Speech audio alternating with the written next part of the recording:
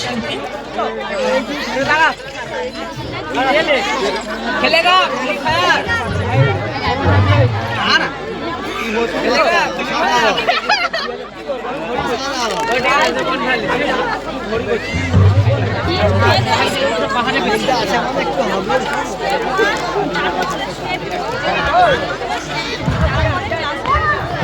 একটু হাতে তালি দিয়ে উৎসাহিত করুন সবার কাছে।